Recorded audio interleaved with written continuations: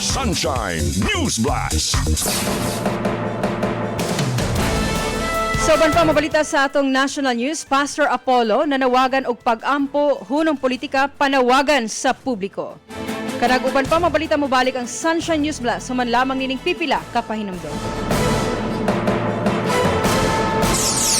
Sumasambulat sa buong Pilipinas. Sunshine Newsblast. Kamo nagpaminaw sa DYAR 765 SMNI Radio Cebu. Kapartner mo sa balita o serbisyo. May nararamdaman ka na ba sa katawan mo?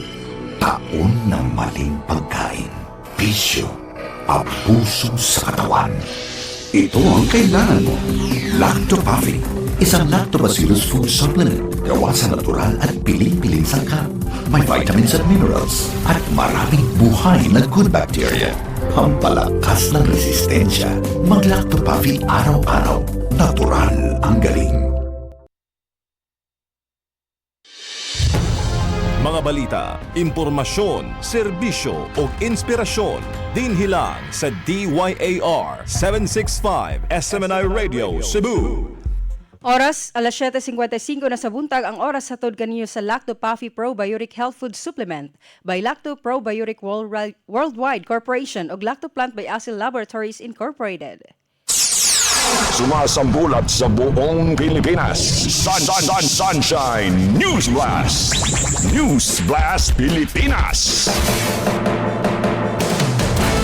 Sa atong balitang nasyonal, nanawagan og pag-ampo si Pastor Apollo C. Kibuloy taliwa sa krisis nga gumikan sa tensyon sa Middle East nga nakaapektar sa ekonomiya sa nasod. Sumaka Attorney Israelito Torion, kinahanglan undangon una ang pamulitika sa Kongreso.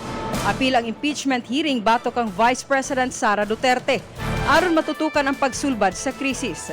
Si kanhi Defense Secretary Norberto Gonzales nanawagan usab og panaghiusa og moratorium sa korupsyon, samtang ang mga ordinaryong Pilipino nag-auhag og serbisyo una bago politika.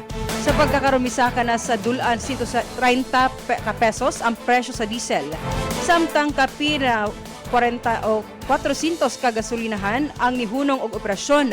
Posible usab nga mulungtad na lang sud sa duha ka bulan ang oil supply sa nasod.